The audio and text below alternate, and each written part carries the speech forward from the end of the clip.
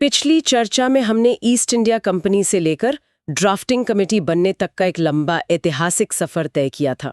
आज उसी यात्रा को आगे बढ़ाते हुए हम उस सवाल की तह तक जाएंगे जो अक्सर पूछा जाता है, क्या हमारा संविधान वाकई उधार का थैला है?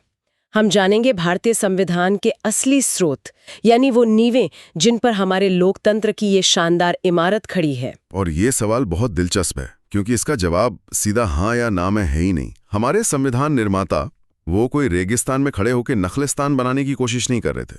उनके सामने दुनिया भर के लोकतंत्रों का तजुर्बा था, और सबसे बढ़कर भारत की अपनी जमीनी हकीकत थी, अपनी विरासत थी। बिल्कुल, और हमारे आज के स्रोत यही बताते हैं कि भारतीय संविधान सिर्फ नियमों की एक सूखी किताब नहीं है, बल्कि ये दुनिया के बेहतरीन विचारों और भारत के अपने कड़वे मीठे अनुभवों का एक, कह सकते हैं, जीता जागता संगम है। इसी बात को डॉक्टर भीमराव अम्बेडकर ने संविधान सभा में बहुत खूबसूरती से रखा था। उन्होंने कहा था, कोई पूछ सकता है कि क्या दुनिया के इतिहास में कहीं कोई नया संविधान भी बनाया गया है? हर संविधान में मतलब पिछले अनुभवों को ही आगे बढ़ाया जाता है। हमारा संविधान भी दुनिया के जाने पहचाने सिद्धांतों को हमारी मिट्टी और हमारी जरूरतों के हिसाब से ढालने की एक कोशिश है। नकल और प्रेरणा में देखिए यही फर्क है। वाह, ये तो पूरी बहस को एक नया नजरिया दे देता है।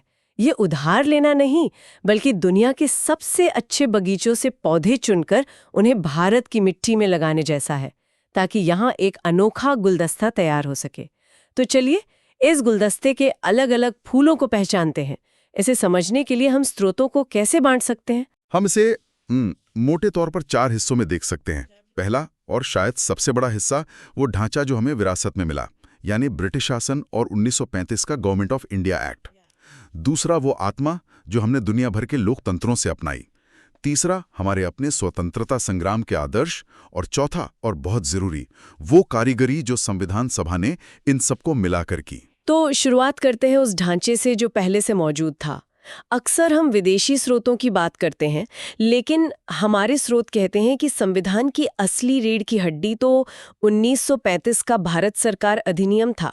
ऐसा क्यों? क्योंकि इस एक्ट ने हमें एक बना बनाया प्रशासनिक ढांचा दे दिया था। सोचिए, 1947 में जब देश आजाद हुआ तो हमारे सामने एक साथ सैकड़ों चुनौतियां थी। बंटवारे का दर्द, रियासतों का विलय, गरीबी। ऐसे में शून्य से एक पूरी प्रशासनिक व्यवस्था खड़ी करना वो लगभग नामुमकिन था। 1935 के एक्ट ने हमें एक तैयार ढांचा दिया, एक फेडरल स्ट्रक्चर, प्रांतों की अपनी सरकारें, एक federal court, public service commission. अच्छा, तो ये मानो एक कार का चेसी और बॉडी पहले से तैयार थी, हमें बस उसमें इंजन लगाना था और उसे अपनी मर्जी से सजाना था। बिल्कुल सही। हमारे संविधान के करीब 250 अनुच्छेद या तो सीधे इस एक्ट से लिए गए हैं या फिर उन्हीं पर आधारित हैं। ये तो कमाल की बात है। मतलब हमने पहिया दोबारा बनाने में वक्त बर्बाद नहीं किया, बल्कि पहले से मौजूद गाड़ी को ही बेहतर बनाने पर ध्यान दिया। और इस गाड़ी का इंजन यानी सरकार चलाने का तरीका हमें ब्रिटिश विरासत से मिला, संसदीय प्रणाली। बिल्कुल, हम 200 साल से इसी प्रणाली के आदी हो चुके थे। प्रधानमंत्री, कैबिनेट, संसद के प्रति सरकार की जवाबदेही, ये सब हमारे राजनीतिक सिस्टम का हिस्सा बन चुका था, इसलिए हमने इसे ही अपनाया। लेकिन एक और बहुत बड़ा विचार जो हमने ब्रिटिश परंपरा से लिया, वो था विधि का शासन या रूल ऑफ लॉ। ये सुनने में बहुत भारी भरकम लगता है। आसान भाषा में इसका क्या मतलब है? इसे ऐसे समझिए जैसे क्रिकेट का मैदान। नियम सबके लिए बराबर हैं, चाहे खेलने वाला विराट कोहली हो या कोई नया खिलाड़ी। अंपायर किसी का पक्ष नहीं ले सकता है। विधि का शासन का मतलब यही है कि देश का असली राजा कानून है। कोई प्रधानमंत्री, कोई अधिकारी, कोई अमीर आदमी, कोई भी कानून से ऊपर नहीं है। हमारी अदालतें उसी अंपायर की तरह हैं, जो ये सुनिश्चित करती हैं कि सब कानून के दायरे में रहें। ये किसी भी स्वस्थ लोकतंत्र की बुनियाद है। तो हमारे पास 1935 के एक्ट से प्रशासनिक ढांचा आ गया और ब्रिटिश प्रणाली से सरकार चलाने का तरीका। लेकिन इस ढांचे और सरकार का मकसद क्या होगा, उसकी आत्मा क्या होगी? मेरे ख्याल से इसका जवाब हमें दुनिया के दूसरे महान लोकतंत्रों से मिला। सही पकड़ा आपने। ढांचा तैयार था, अब उसमें जान फूंकनी थी। और इसके लिए संविधान निर्माताओं ने सबसे पहले अमेरिका की तरफ देखा। उन्होंने पूछा, इस लोकतंत्र में नागरिक की क्या हैसियत होगी? क्या वो सिर्फ एक वोटर होगा या असली मालिक? और जवाब मिला मौलिक अधिकारों के रूप में। समानता का अधिकार, बोलने की आजादी, जीने का अधिकार, ये सब तो आज हमारे लिए बहुत सामान्य बातें हैं, लेकिन उस वक्त ये एक क्रांतिकारी विचार था। बड़ा क्रांतिकारी विचार। ये अधिकार नागरिक को सरकार के खिलाफ एक कवच देते हैं। ये कहते हैं कि सरकार अपनी मनमानी नहीं कर सकती। लेकिन अमेरिका से हमने एक और भी शक्तिशाली चीज ली, न्यायिक पुनरावलोकन यानी जुडिशियल रिव्यू। एक मिनट, लेकिन ये तो बड़ा अजीब नहीं है कि हम जिन नेताओं को वोट देकर संसद भेजते हैं वो बहुमत से कानून बनाते हैं और फिर कुछ जज जिन्हें हमने नहीं चुना उस कानून को ही रद्द कर सकते हैं? ये लोकतंत्र के खिलाफ नहीं जाता? ये सवाल संविधान सभा में भी उठा था और ये बहुत वाजिब सवाल है, लेकिन इसका जवाब शक्तियों के संतुलन के सिद्धांत में छिपा है। संविधान निर्माताओं का मानना था कि संसद बहुमत में होने पर अपनी शक्तियों का दुरुपयोग कर सकती है जी। और ऐसे कानून बना सकती है जो संविधान की आत्मा के ही खिलाफ हों। अच्छा, तो न्यायिक पुनरावलोकन एक तरह का सेफ्टी वॉल्व है, या कह लीजिए कॉन्स्टिट्यूशनल क्वालिटी चेक है। अदालतें ये देखती हैं कि क्या संसद द्वारा बनाया गया कानून संविधान की कसौटी पर खरा उतरता है या नहीं। ये बहुमत की तानाशाही को रोकने का एक बहुत जरूरी हथियार है। अच्छा, तो ये एक तरह का ब्रेक सिस्टम है। हाँ। ताकि लोकतंत्र की गाड़ी कभी पटरी से न उतरे। अब अमेरिका से आगे बढ़ते हैं। हमारे स्रोत आयरलैंड का जिक्र करते हैं। एक छोटे से देश ने हमारे इतने बड़े संविधान पर क्या असर डाला? आयरलैंड ने हमें एक बहुत ही अनोखा और दूरदर्शी विचार दिया, राज्य के नीति निर्देशक तत्व या DPSP। ये मौलिक अधिकारों से बिल्कुल अलग हैं। हाँ, मैंने पढ़ा है कि आप इन्हें लागू करवाने के लिए कोर्ट नहीं जा सकते। हाँ। तो फिर इनका फायदा क्या है? ये तो बस अच्छी अच्छी बातों की एक लिस्ट हुई। पहली नजर में ऐसा ही लगता है, लेकिन ये असल में एक बहुत ही चतुर राजनीतिक व्यवस्था है। संविधान निर्माता जानते थे कि आजादी के समय भारत के पास इतने संसाधन नहीं थे कि वो हर नागरिक को काम, अच्छी तनख्वाह या समान नागरिक संहिता जैसे अधिकार तुरंत दे सकें। अगर इन्हें मौलिक अधिकार बना देते तो सरकारें रोज मुकदमों में ही फंसी रहती। वाह, मतलब ये भविष्य की सरकारों के लिए एक नैतिक रोड मैप या एक टू डू लिस्ट थी। उन्हें बता दिया गया कि आपको देश को इस दिशा में ले जाना है, लेकिन ये नहीं कहा कि ये काम कल सुबह तक हो जाना चाहिए। ये तो कमाल की सोच है। बिल्कुल, ये सरकार के प्रदर्शन को मापने का एक पैमाना है। आज हम जो मनरेगा, समान काम के लिए समान वेतन या पंचायती राज जैसी चीजें देखते हैं, उन सब की जड़ें इन्हीं निर्देशक तत्वों में हैं। ये देश की अंतरात्मा की आवाज है। अब बात करते हैं कनाडा की। हमारे स्रोत कहते हैं कि कनाडा से हमने एक मजबूत केंद्र वाली संघीय व्यवस्था ली। ये फैसला क्यों लिया गया? अमेरिका की तरह राज्यों को ज्यादा ताकत क्यों नहीं दी गई? इस फैसले के पीछे भारत का सबसे बड़ा दर्द छिपा है, 1947 का बंटवारा। संविधान निर्माता देश को टूटने का एक और सदमा बर्दाश्त नहीं कर सकते थे। उनके सामने 550 से ज्यादा रियासतों को भारत में मिलाने की हिमालय जैसी चुनौती थी। उन्हें डर था कि अगर राज्यों को बहुत ज्यादा ताकत दे दी गई तो देश की एकता और अखंडता हमेशा खतरे में रहेगी। इसलिए उन्होंने कनाडा का मॉडल चुना, जहां केंद्र राज्यों से कहीं ज्यादा शक्तिशाली होता है। मुश्किल समय में सारी ताकत केंद्र के हाथ में आ जाती है। ये भारत की सलामती के लिए एक जरूरी कदम था। यानी ये फैसला आदर्शों पर नहीं बल्कि कठोर यथार्थ पर आधारित था। और जर्मनी का क्या?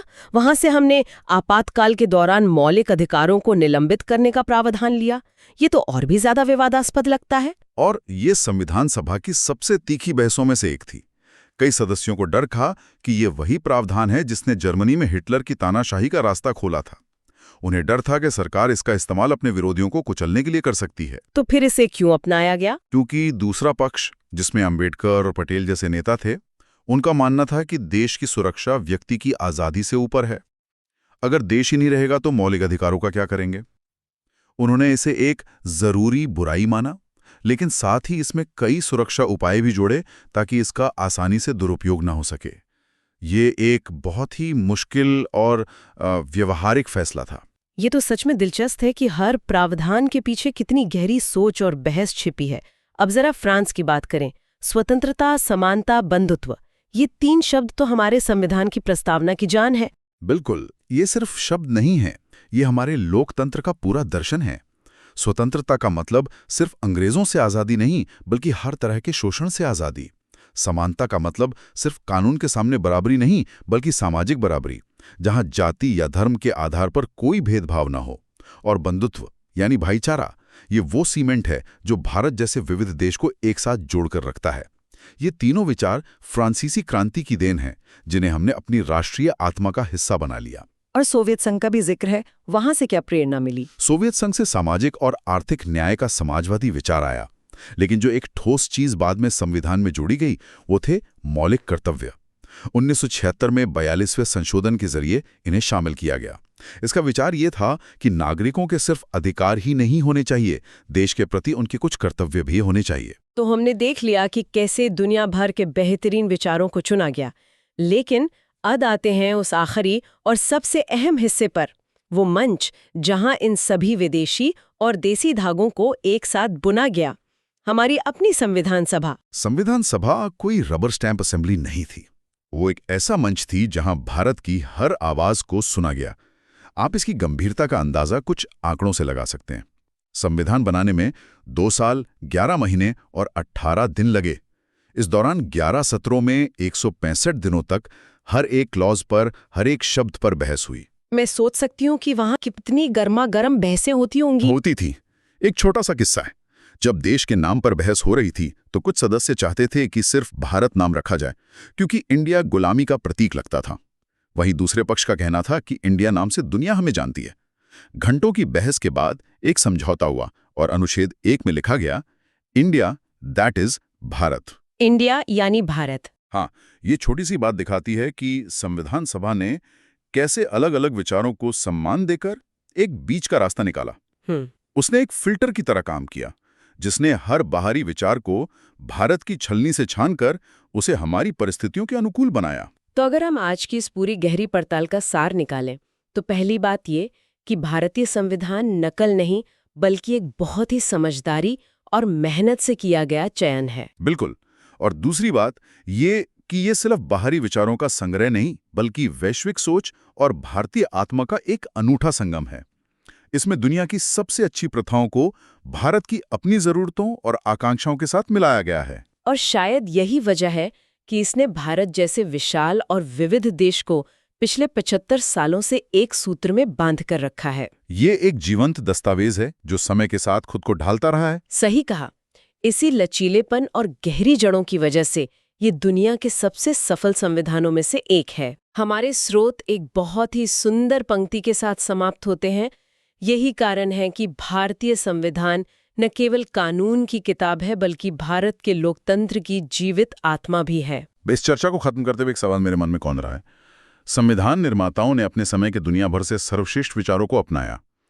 अगर आज का संविधान बनाया जा रहा होता तो डिजिटल अधिकार, डेटा की गोपनीयता, पर्यावरण संरक्षण या फिर आर्टिफिशियल इंटेलिजेंस के नियमन जैसे आधुनिक वैश्विक मुद्दों से कौन से नए विचार शामिल किए जा सकते थे? ये एक सोचने वाली बात है।